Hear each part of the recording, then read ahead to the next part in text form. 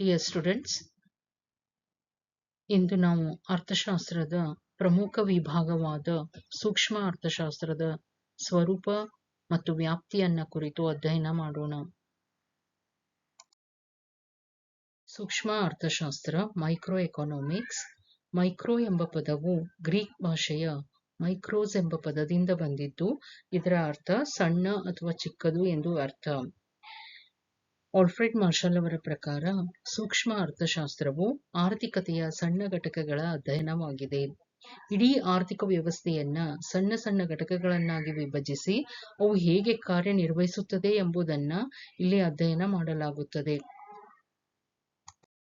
ಸೂಕ್ಷ್ಮ ಅರ್ಥಶಾಸ್ತ್ರದ ಸ್ವರೂಪ. ವೈಯಕ್ತಿಕ ಘಟಕಗಳ ಅಧ್ಯಯನ. ಸೂಕ್ಷ್ಮ ಅರ್ಥಶಾಸ್ತ್ರದಲ್ಲಿ ಒಬ್ಬ ವ್ಯಕ್ತಿ, ಒಂದು ಉದ್ಯಮ ಘಟಕ, ಒಬ್ಬ ಗ್ರಾಹಕ, ನಿರ್ದಿಷ್ಟ ಸರಕು, ವೈಯಕ್ತಿಕ ಬೆಲೆಗಳು ಇತ್ಯಾದಿ ವಿಷಯಗಳ ಬಗ್ಗೆ ಅಧ್ಯಯನ ಮಾಡಲಾಗುತ್ತದೆ. ಇಡೀ ಆರ್ಥಿಕ ವ್ಯವಸ್ಥೆಯನ್ನ ಸಣ್ಣ ಸಣ್ಣ ಘಟಕಗಳನ್ನಾಗಿ ವಿಭಜಿಸಿ ಅವು ಹೇಗೆ ಕಾರ್ಯನಿರ್ವಹಿಸುತ್ತದೆ ಎಂಬುದನ್ನ ಇಲ್ಲಿ ಚರ್ಚಿಸಲಾಗುತ್ತದೆ. ಉದಾಹರಣೆಗೆ, ಒಬ್ಬ ಅನುಭೋಗಿಯು ಹೇಗೆ ತನ್ನ ತೃಪ್ತಿಯನ್ನ ಗರಿಷ್ಠಗೊಳಿಸಿಕೊಳ್ಳುತ್ತಾನೆ, ಒಬ್ಬ ಉದ್ಯಮಿಯು ಹೇಗೆ ಲಾಭವನ್ನ ಹೆಚ್ಚಿಸಿಕೊಳ್ಳುತ್ತಾನೆ, ಒಂದು ವಸ್ತುವಿನ ಬೆಲೆ ಹೇಗೆ ನಿರ್ಧಾರವಾಗುತ್ತದೆ, ಒಂದು ಉದ್ಯಮ ಘಟಕ ಹೇಗೆ ಸಮತೋಲನವನ್ನ ಸಾಧಿಸುತ್ತದೆ ಮೊದಲಾದ ವಿಷಯಗಳನ್ನ ಸೂಕ್ಷ್ಮ ಅರ್ಥಶಾಸ್ತ್ರದಲ್ಲಿ ಅಧ್ಯಯನ ಮಾಡಲಾಗುತ್ತದೆ. ಬೆಲೆ ಸಿದ್ಧಾಂತ. ಸೂಕ್ಷ್ಮ ಅರ್ಥಶಾಸ್ತ್ರವನ್ನ ಬೆಲೆ ಸಿದ್ಧಾಂತ ಎಂದು ಕರೆಯಲಾಗುತ್ತದೆ, ಏಕೆಂದರೆ ಇದು ವಸ್ತುಗಳ ಮತ್ತು ಉತ್ಪಾದನಾ ಘಟಕಗಳ ಬೆಲೆ ಹೇಗೆ ನಿರ್ಧಾರವಾಗುತ್ತದೆ ಎಂಬುದನ್ನ ವಿವರಿಸುತ್ತದೆ. ಬೇಡಿಕೆ ಮತ್ತು ಪೂರೈಕೆಗಳ ಒತ್ತಡದಿಂದ ಪ್ರತಿಯೊಂದು ವಸ್ತುವಿನ ಬೆಲೆ ಹೇಗೆ ನಿರ್ಧಾರವಾಗುತ್ತದೆ ಎಂಬುದನ್ನ ಸೂಕ್ಷ್ಮ ಅರ್ಥಶಾಸ್ತ್ರ ಅಧ್ಯಯನ ಮಾಡುತ್ತದೆ. ಇದರಲ್ಲಿ ವಸ್ತುಗಳ ಬೆಲೆ, ಕೂಲಿ, ಬಾಡಿಗೆ, ಬಡ್ಡಿ, ಲಾಭ ಇತ್ಯಾದಿಗಳ ನಿರ್ಧಾರವನ್ನ ಅಧ್ಯಯನ ಮಾಡಲಾಗುತ್ತದೆ. ಸಂಪನ್ಮೂಲಗಳ ಹಂಚಿಕೆ.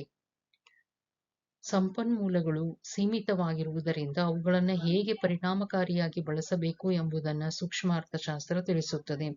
ಅನುಭೋಗಿಗಳು ಮತ್ತು ಉತ್ಪಾದಕರು ಹೇಗೆ ಆರ್ಥಿಕ ನಿರ್ಣಯಗಳನ್ನು ಕೈಗೊಳ್ಳುತ್ತಾರೆ ಮತ್ತು ತಮ್ಮಲ್ಲಿರುವ ಸಂಪನ್ಮೂಲಗಳನ್ನು ಸರಕು ಮತ್ತು ಸೇವೆಗಳ ಮೇಲೆ ಯಾವ ರೀತಿ ವಿನಿಯೋಗಿಸುತ್ತಾರೆ ಎಂಬುದನ್ನು ಸೂಕ್ಷ್ಮ ಅರ್ಥಶಾಸ್ತ್ರ ತಿಳಿಸುತ್ತದೆ.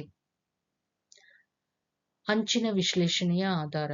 ಸೂಕ್ಷ್ಮ ಅರ್ಥಶಾಸ್ತ್ರವು ಅಂಚಿನ ಪರಿಕಲ್ಪನೆಗಳನ್ನು ಬಳಸುತ್ತದೆ. ಉದಾಹರಣೆಗೆ, ಅಂಚಿನ ತುಷ್ಟಿಗುಣ, ಅಂಚಿನ ವೆಚ್ಚ, ಅಂಚಿನ ಆದಾಯ ಇವುಗಳ ಆಧಾರದ ಮೇಲೆ ಗ್ರಾಹಕರು ಮತ್ತು ಉತ್ಪಾದಕರು ಹೇಗೆ ನಿರ್ಧಾರಗಳನ್ನು ತೆಗೆದುಕೊಳ್ಳುತ್ತಾರೆ ಎಂಬುದನ್ನು ನಾವು ಇಲ್ಲಿ ಅಧ್ಯಯನ ಮಾಡುತ್ತೇವೆ. ಪೂರ್ಣ ಉದ್ಯೋಗದ ಊಹೆ.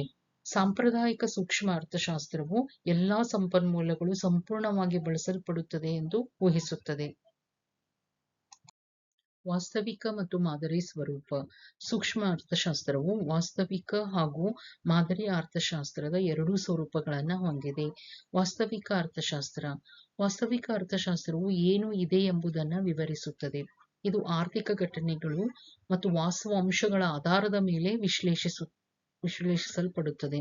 ಇದರಲ್ಲಿ ಒಳ್ಳೆಯದು ಕೆಟ್ಟದ್ದು ಎಂಬ ತೀರ್ಪುಗಳು ಇರುವುದಿಲ್ಲ. ಉದಾಹರಣೆಗೆ, ಭಾರತದಲ್ಲಿ ನಿರುದ್ಯೋಗ ಹೆಚ್ಚಾಗಿದೆ, ಬೆಲೆ ಏರಿಕೆಯಿಂದ ಬೇಡಿಕೆ ಕಡಿಮೆಯಾಗುತ್ತದೆ, ಒಂದು ವಸ್ತುವಿನ ಬೆಲೆ ಹೆಚ್ಚಾದರೆ ಅದರ ಬೇಡಿಕೆ ಕಡಿಮೆಯಾಗುತ್ತದೆ.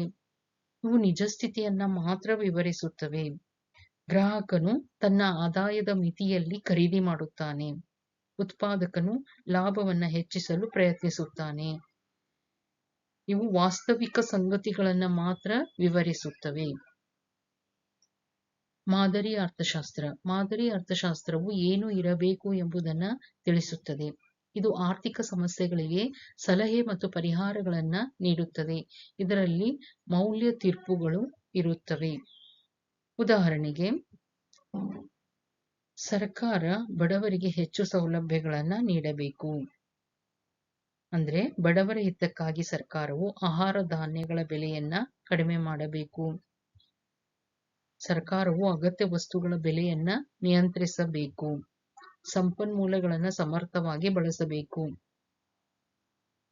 ಗ್ರಾಹಕರ ಕಲ್ಯಾಣವನ್ನು ಹೆಚ್ಚಿಸುವ ನೀತಿಗಳನ್ನು ಜಾರಿಗೆ ತರಬೇಕು. ನಿರುದ್ಯೋಗ ಕಡಿಮೆ ಮಾಡಲು ಹೊಸ ನೀತಿಗಳನ್ನು ಜಾರಿಗೆ ತರಬೇಕು. ಇವು ಮೌಲ್ಯ ತೀರ್ಪು ಮತ್ತು ಸಲಹೆಗಳನ್ನು ಒಳಗೊಂಡಿರುತ್ತದೆ. ಆದ್ದರಿಂದ ಸೂಕ್ಷ್ಮ ಅರ್ಥಶಾಸ್ತ್ರವು ವಾಸ್ತವಿಕ ಹಾಗೂ ಮಾದರಿ ಅರ್ಥಶಾಸ್ತ್ರದ ಸ್ವರೂಪವನ್ನ ಹೊಂದಿದೆ. ವೈಜ್ಞಾನಿಕ ಮತ್ತು ವಿಶ್ಲೇಷಣಾತ್ಮಕ ಸ್ವರೂಪ.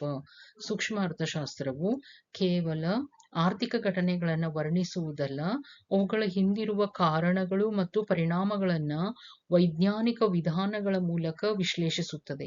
ಆದ್ದರಿಂದ ಇದನ್ನ ವೈಜ್ಞಾನಿಕ ಮತ್ತು ವಿಶ್ಲೇಷಣಾತ್ಮಕ ಸ್ವರೂಪದ ಶಾಸ್ತ್ರ ಎಂದು ಕರೆಯಲಾಗುತ್ತದೆ. ವಿಜ್ಞಾನದಲ್ಲಿ ಹೇಗೆ ಕೆಲವು ನಿಯಮಗಳು ಮತ್ತು ಸಿದ್ಧಾಂತಗಳ ಆಧಾರದ ಮೇಲೆ ತೀರ್ಮಾನಗಳನ್ನು ತೆಗೆದುಕೊಳ್ಳಲಾಗುತ್ತದೆಯೋ, ಅದೇ ರೀತಿ ಸೂಕ್ಷ್ಮ ಅರ್ಥಶಾಸ್ತ್ರದಲ್ಲಿಯೂ ಕೆಲವು ನಿಯಮಗಳು, ಸಿದ್ಧಾಂತಗಳು ಮತ್ತು ಊಹೆಗಳ ಆಧಾರದ ಮೇಲೆ ಆರ್ಥಿಕ ಸಮಸ್ಯೆಗಳನ್ನು ಅಧ್ಯಯನ ಮಾಡಲಾಗುತ್ತದೆ. ಉದಾಹರಣೆಗೆ ಬೇಡಿಕೆ ನಿಯಮ, ಪೂರೈಕೆ ನಿಯಮ. ಬೇಡಿಕೆ ನಿಯಮದಲ್ಲಿ ಇತರ ಅಂಶಗಳು ಸ್ಥಿರವಾಗಿದ್ದು, ಒಂದು ವಸ್ತುವಿನ ಬೆಲೆ ಹೆಚ್ಚಾದಾಗ ಅದರ ಬೇಡಿಕೆ ಕಡಿಮೆಯಾಗುತ್ತದೆ ಮತ್ತು ಬೆಲೆ ಕಡಿಮೆಯಾದಾಗ ಬೇಡಿಕೆ ಹೆಚ್ಚಾಗುತ್ತದೆ. ಇದು ಕೇವಲ ಒಂದು ಅಭಿಪ್ರಾಯವಲ್ಲ, ಅನೇಕ ಗ್ರಾಹಕರ ವರ್ತನೆಯನ್ನ ಅಧ್ಯಯನ ಮಾಡಿ ನಿರೂಪಿಸಲಾದ ವೈಜ್ಞಾನಿಕ ನಿಯಮವಾಗಿದೆ. ಆದ್ದರಿಂದ ಸೂಕ್ಷ್ಮ ಅರ್ಥಶಾಸ್ತ್ರವು ಬೇಡಿಕೆ ನಿಯಮ, ಪೂರೈಕೆ ನಿಯಮ ಹಾಗೂ ವಿವಿಧ ಆರ್ಥಿಕ ಸಿದ್ಧಾಂತಗಳ ಆಧಾರದ ಮೇಲೆ ಆರ್ಥಿಕ ಸಮಸ್ಯೆಗಳನ್ನು ವೈಜ್ಞಾನಿಕವಾಗಿ ಅಧ್ಯಯನ ಮಾಡಿ ಅವುಗಳ ಕಾರಣ ಮತ್ತು ಪರಿಣಾಮಗಳನ್ನು ವಿಶ್ಲೇಷಿಸುವುದರಿಂದ ಇದು ವೈಜ್ಞಾನಿಕ ಮತ್ತು ವಿಶ್ಲೇಷಣಾತ್ಮಕ ಸ್ವರೂಪವನ್ನ ಹೊಂದಿದೆ. ಸಣ್ಣ ಘಟಕಗಳ ಅಧ್ಯಯನ. ಇದು ಸಮಗ್ರ ಆರ್ಥಿಕತೆಯನ್ನ ಅಧ್ಯಯನ ಮಾಡುವುದಿಲ್ಲ, ಬದಲಾಗಿ ಅದರ ಸಣ್ಣ ಘಟಕಗಳನ್ನು ಮಾತ್ರ ಅಧ್ಯಯನ ಮಾಡುತ್ತದೆ. ಹೀಗಾಗಿ ಸೂಕ್ಷ್ಮ ಅರ್ಥಶಾಸ್ತ್ರವು ವ್ಯಕ್ತಿ, ಗ್ರಾಹಕ, ಉತ್ಪಾದಕ, ಸಂಸ್ಥೆ ಹಾಗೂ ಕೈಗಾರಿಕೆಗಳಂತಹ ಸಣ್ಣ ಆರ್ಥಿಕ ಘಟಕಗಳ ವರ್ತನೆ ಮತ್ತು ನಿರ್ಧಾರಗಳನ್ನು ಅಧ್ಯಯನ ಮಾಡುವ ಅರ್ಥಶಾಸ್ತ್ರದ ಪ್ರಮುಖ ವಿಭಾಗವಾಗಿದೆ. ಇದು ಬೆಲೆ ನಿರ್ಧಾರ, ಸಂಪನ್ಮೂಲಗಳ ಹಂಚಿಕೆ ಮತ್ತು ಉತ್ಪಾದನಾ ನಿರ್ಧಾರಗಳನ್ನು ಅರ್ಥ ಮಾಡಿಕೊಳ್ಳಲು ಸಹಾಯ ಮಾಡುತ್ತದೆ. ಸೂಕ್ಷ್ಮ ಅರ್ಥಶಾಸ್ತ್ರದ ವ್ಯಾಪ್ತಿ. ಮೊದಲನೆಯದಾಗಿ, ಸೂಕ್ಷ್ಮ ಅರ್ಥಶಾಸ್ತ್ರವು ಗ್ರಾಹಕರ ವರ್ತನೆಯನ್ನ ಅಧ್ಯಯನ ಮಾಡುತ್ತದೆ. ಗ್ರಾಹಕರು ತಮ್ಮ ಆದಾಯವನ್ನ ಹೇಗೆ ಬಳಸುತ್ತಾರೆ ಮತ್ತು ಗರಿಷ್ಠ ತೃಪ್ತಿಯನ್ನ ಹೇಗೆ ಪಡೆಯುತ್ತಾರೆ ಎಂಬುದನ್ನು ಇದು ವಿವರಿಸುತ್ತದೆ. ಗ್ರಾಹಕನು ತನ್ನ ಆದಾಯವನ್ನ ವಿವಿಧ ವಸ್ತುಗಳ ಮೇಲೆ, ತನ್ನ ಸೀಮಿತವಾದಂತಹ ಆದಾಯವನ್ನ ವಿವಿಧ ವಸ್ತುಗಳ ಮೇಲೆ ಹೇಗೆ ಖರ್ಚು ಮಾಡಿ ಗರಿಷ್ಠ ತೃಪ್ತಿಯನ್ನ ಪಡೆಯುತ್ತಾನೆ ಎಂಬುದನ್ನ ಇದು ಅಧ್ಯಯನ ಮಾಡುತ್ತದೆ. ಇದರಲ್ಲಿ ನಾವು ಬೇಡಿಕೆ ನಿಯಮ, ಬೇಡಿಕೆ ಸ್ಥಿತಿಸ್ಥಾಪಕತ್ವ, ಗ್ರಾಹಕರ ಸಮತೋಲನ, ಉಪಯುಕ್ತತೆಯ ಸಿದ್ಧಾಂತ ಇವುಗಳನ್ನ ವಿವರಿಸಲಾಗುತ್ತದೆ. ಉದಾಹರಣೆಗೆ, ಒಬ್ಬ ಗ್ರಾಹಕ ತನ್ನ ಆದಾಯವನ್ನ ಆಹಾರ, ಬಟ್ಟೆ ಮತ್ತು ಶಿಕ್ಷಣದ ಮೇಲೆ ಹೇಗೆ ಖರ್ಚು ಮಾಡುತ್ತಾನೆ ಎನ್ನುವುದನ್ನು ನಾವಿಲ್ಲಿ ಅಧ್ಯಯನ ಮಾಡುತ್ತೇವೆ. ಉತ್ಪಾದನಾ ಸಿದ್ಧಾಂತ. ಉತ್ಪಾದಕನು ಭೂಮಿ, ಕಾರ್ಮಿಕ, ಬಂಡವಾಳ ಮತ್ತು ಸಂಘಟನೆಯಂತಹ ಉತ್ಪಾದನಾ ಅಂಶಗಳನ್ನ ಹೇಗೆ ಸಂಯೋಜಿಸಿ ಉತ್ಪಾದನೆ ಮಾಡುತ್ತಾನೆ ಎಂಬುದನ್ನ ಅಧ್ಯಯನ ಮಾಡಲಾಗುತ್ತದೆ. ಇಲ್ಲಿ ಅಧ್ಯಯನ ಮಾಡುವಂತಹ ವಿಷಯಗಳು ಉತ್ಪಾದನಾ ಕಾರ್ಯ, ಉತ್ಪಾದನಾ ನಿಯಮಗಳು, ಪ್ರಮಾಣ ಪ್ರತಿಫಲಗಳು ಮುಂತಾದವುಗಳನ್ನ ಇಲ್ಲಿ ಅಧ್ಯಯನ ಮಾಡಲಾಗುತ್ತದೆ. ಉದಾಹರಣೆಗೆ, ಒಂದು ಕಾರ್ಖಾನೆ ಎಷ್ಟು ಕಾರ್ಮಿಕರು ಮತ್ತು ಯಂತ್ರಗಳನ್ನು ಬಳಸಬೇಕು ಎಂಬುದನ್ನ ಹೇಗೆ ನಿರ್ಧರಿಸುತ್ತದೆ ಎಂಬ ವಿಷಯಗಳನ್ನ ಇಲ್ಲಿ ಅಧ್ಯಯನ ಮಾಡಲಾಗುತ್ತದೆ. ವೆಚ್ಚ ಸಿದ್ಧಾಂತ. ಉತ್ಪಾದನೆಯ ಸಂದರ್ಭದಲ್ಲಿ ಉಂಟಾಗುವ ವಿವಿಧ ವೆಚ್ಚಗಳನ್ನ ಅಧ್ಯಯನ ಮಾಡುತ್ತದೆ. ಉತ್ಪಾದನೆಯ ವೆಚ್ಚಗಳನ್ನ ಹಾಗೂ ಅವುಗಳನ್ನ ಯಾವ ರೀತಿ ನಾವು ಕಡಿಮೆ ಮಾಡಬಹುದು ಎಂಬುದನ್ನ ಸೂಕ್ಷ್ಮ ಅರ್ಥಶಾಸ್ತ್ರ ಅಧ್ಯಯನ ಮಾಡುತ್ತದೆ. ಇಲ್ಲಿ ಅಧ್ಯಯನ ಮಾಡುವಂತಹ ವಿಷಯಗಳು ಸ್ಥಿರ ವೆಚ್ಚ, ಚರ ವೆಚ್ಚ, ಒಟ್ಟು ವೆಚ್ಚ, ಸರಾಸರಿ ಮತ್ತು ಅಂಚಿನ ವೆಚ್ಚ ಅಥವಾ ಸೀಮಾಂತ ವೆಚ್ಚ ಮುಂತಾದವುಗಳನ್ನ ಇಲ್ಲಿ ಅಧ್ಯಯನ ಮಾಡಲಾಗುತ್ತದೆ. ಉದಾಹರಣೆಗೆ, ಒಂದು ಸಂಸ್ಥೆ ವಿದ್ಯುತ್ ಹಾಗೂ ಕಾರ್ಮಿಕ ವೆಚ್ಚಗಳನ್ನು ಕಡಿಮೆ ಮಾಡುವ ಪ್ರಯತ್ನ ಮಾಡುವುದು.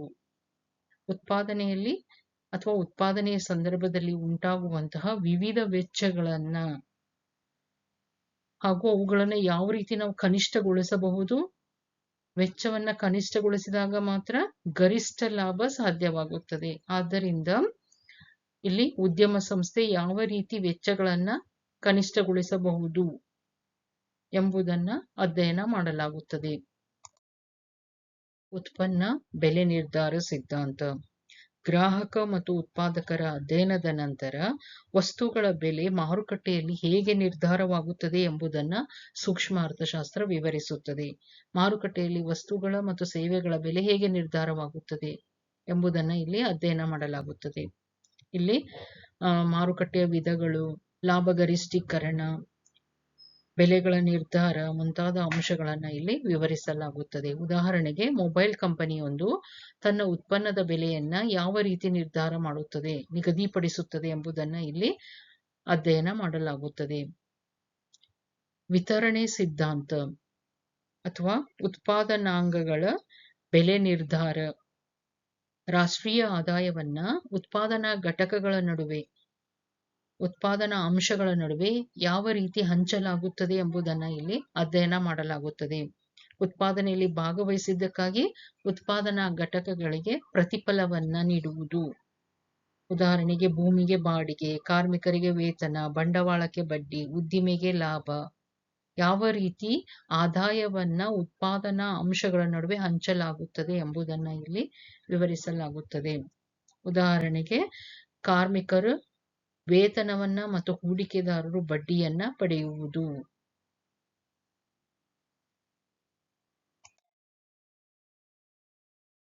ಕಲ್ಯಾಣ ಅರ್ಥಶಾಸ್ತ್ರ ಸಂಪನ್ಮೂಲಗಳನ್ನ ಸಮರ್ಥವಾಗಿ ಹಂಚಿಕೆ ಮಾಡುವ ಮೂಲಕ ಸಮಾಜದ ಕಲ್ಯಾಣವನ್ನ ಹೇಗೆ ಹೆಚ್ಚಿಸಬಹುದು ಎಂಬುದನ್ನ ಅಧ್ಯಯನ ಮಾಡುತ್ತದೆ. ಇದರಲ್ಲಿ ಆರ್ಥಿಕ ಕಾರ್ಯಕ್ಷಮತೆ, ಸಂಪನ್ಮೂಲಗಳ ಅತ್ಯುತ್ತಮ ಹಂಚಿಕೆ, ಸಾಮಾಜಿಕ ಕಲ್ಯಾಣ, ಸಾರ್ವಜನಿಕ ಕಲ್ಯಾಣ ನೀತಿಗಳು ಇವುಗಳನ್ನು ವಿವರಿಸಲಾಗುತ್ತದೆ. ಉದಾಹರಣೆಗೆ, ಶಿಕ್ಷಣ ಮತ್ತು ಆರೋಗ್ಯ ಕ್ಷೇತ್ರಗಳಿಗೆ ಸರ್ಕಾರ ಸಹಾಯಧನವನ್ನ ನೀಡುವುದು. ಸಂಪನ್ಮೂಲಗಳ ಸಮರ್ಪಕ ಹಂಚಿಕೆಯಿಂದ ಸಮಾಜದ ಕಲ್ಯಾಣವನ್ನ ಹೇಗೆ ಹೆಚ್ಚಿಸಬಹುದು ಎಂಬುದನ್ನ ಅಧ್ಯಯನ ಮಾಡಲಾಗುತ್ತದೆ. ಹೀಗಾಗಿ ವಿದ್ಯಾರ್ಥಿಗಳೇ, ಸೂಕ್ಷ್ಮ ಅರ್ಥಶಾಸ್ತ್ರದ ವ್ಯಾಪ್ತಿಯು ಬೇಡಿಕೆ, ಉತ್ಪಾದನೆ, ವೆಚ್ಚ, ಬೆಲೆ ನಿರ್ಧಾರ, ವಿತರಣೆ ಮತ್ತು ಕಲ್ಯಾಣ ಅರ್ಥಶಾಸ್ತ್ರಗಳನ್ನ ಒಳಗೊಂಡಿದೆ. ಇದು ವ್ಯಕ್ತಿಗಳು ಮತ್ತು ಸಂಸ್ಥೆಗಳು ಆರ್ಥಿಕ ನಿರ್ಧಾರಗಳನ್ನ ಹೇಗೆ ತೆಗೆದುಕೊಳ್ಳುತ್ತಾರೆ ಹಾಗೂ ಸಂಪನ್ಮೂಲಗಳನ್ನ ಹೇಗೆ ಸಮರ್ಥವಾಗಿ ಬಳಸಿಕೊಳ್ಳುತ್ತಾರೆ ಎಂಬುದನ್ನು ತಿಳಿಯಲು ಸಹಾಯ ಮಾಡುತ್ತದೆ.